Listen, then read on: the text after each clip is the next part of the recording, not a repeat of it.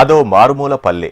జిల్లా కేంద్రానికి సుదూరంగా చుట్టూ ఎత్తైన కొండలు కోనలు, పచ్చదనం పరిడవిల్లే వాతావరణం. అలాంటి ఆ పల్లె దేశ రక్షణలో అగ్రగామిగా విరాజిల్లుతోంది.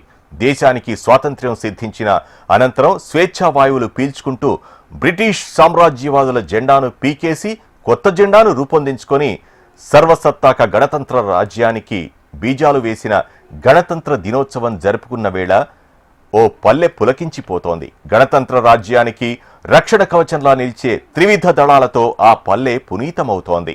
మారుమూల ప్రాంతమైన అడవిలో ఉన్న ఆ ఊరు చిన్నదైనా అక్కడ ప్రతి ఒక్కరిలోనూ దేశభక్తి తొణికిసలాడుతోంది. దేశ రక్షణలో మేమున్నామంటూ ఆ గ్రామ ప్రజలు సగర్వంగా చెప్పుకుంటున్నారు. Keep watching the story. Nellore జిల్లాకు సుమారు 125 కిలోమీటర్ల దూరంలో దేవిశెట్టిపల్లె ఉంది. ఆ పల్లెలో దాదాపు 140 కుటుంబాలు నివసిస్తున్నాయి. ప్రతి ఇంట్లో 2 లేదా 4 యువకులు భారత త్రివిధ దళాలైన ఆర్మీ, నేవీ, ఎయిర్ ఫోర్స్లో సేవలు అందిస్తూ దేశ భద్రత కోసం కాపలా కాస్తున్నారు. అందుకే దేవిశెట్టిపల్లె ఇప్పుడు దేశభక్తికి చిరునామాగా, ఆర్మీ విలేజ్గా గుర్తింపు పొందుతోంది. వీధుల్లో నడిచేటప్పుడు గోడలపై జాతీయ జెండాలు, సైనికుల ఫోటోలు, సేవలో ఉన్న యువకుల పేర్లు కనిపిస్తాయి. ఇవి కొత్త తరానికి ప్రేరణగా మారుతున్నాయి. నేను ఆర్మీలో 30 సంవత్సరాలు సర్వీస్ చేసి ఆనరీ కెప్టెన్ ర్యాంక్ నుంచి రిటైర్డ్ అయ్యాను. మా ఊరు నెల్లూరు జిల్లా సీతారాంపురం మండలంలోని దేవిశెట్టిపల్లి. మా ఊరిలో ఇప్పటి వరకు దాదాపుగా త్రివిధ దళాలలో 60 నుంచి 70 మంది పనిచేస్తున్నారు. ఇప్పుడు అందులో కొందరు జేసీఓలుగా, కొందరు ఎన్సీఓలుగా, కొందరు ఆఫీసర్లుగా పనిచేస్తున్నారు. నెల్లూరు జిల్లాలోనే అత్యధికంగా మిలిటరీలో ఉన్న గ్రామము, త్రివిధ దళాలు ఉన్న గ్రామం ఏదంటే దేవిశెట్టిపల్లిని గర్వంగా చెప్పుకోవచ్చు. అలాగే ఈ ఊరు గత 40 సంవత్సరాల నుంచి భారతమాతకు సేవలు అందిస్తుంది. ఇక్కడి పిల్లలు చిన్నప్పటి నుంచే ప్రత్యేక వాతావరణంలో పెరుగుతారు. ఆటల మధ్యలోనూ సైనికుల కథలు, పాఠశాలల్లో జెండా విలువలు, ఇంట్లో పెద్దల మాటల్లో దేశం గురించి చర్చలు జరుగుతాయి.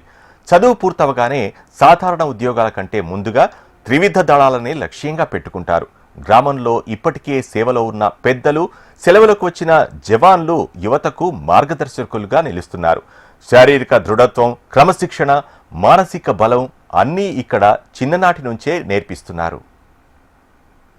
ఇండియన్ ఆర్మీలో నేను సిగ్నల్ రెజిమెంట్లో జాయిన్ అయ్యాను గోవాలో. 2000 సంవత్సరం ఏప్రిల్లో నేను భర్తీ అయ్యాను. భర్తీ అయిన తర్వాత 2001లో జేఎండ్కే అక్నూర్ సెక్టర్కి పోస్టింగ్ వెళ్ళిపోయాను.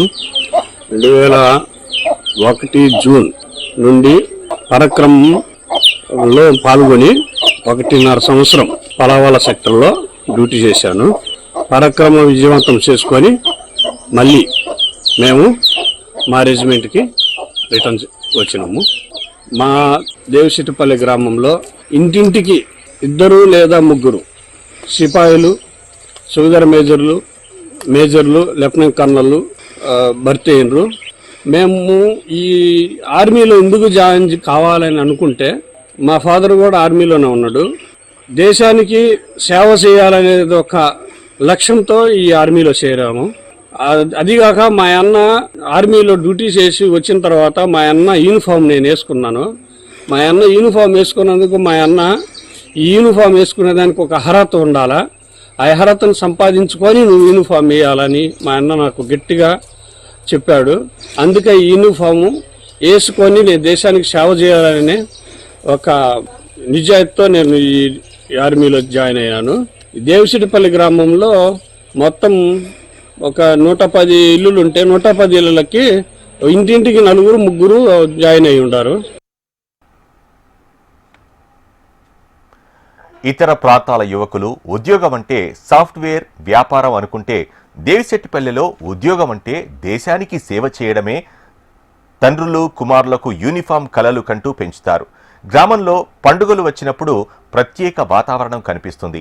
జాతీయ పండుగల రోజుల్లో జెండా ఊరేగింపులు, యువత పరేడ్లు, చిన్నారుల దేశభక్తి పాటలు, సెలవులపై వచ్చిన జవాన్లకు గ్రామస్తులంతా సన్మానాలు చేస్తారు.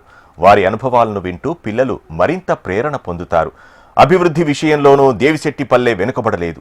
శుభ్రమైన వీధులు, పచ్చని చెట్లు, నీటి వసతులు, గ్రామ సుందరీకరణ పనులు నిరంతరం కొనసాగుతున్నాయి.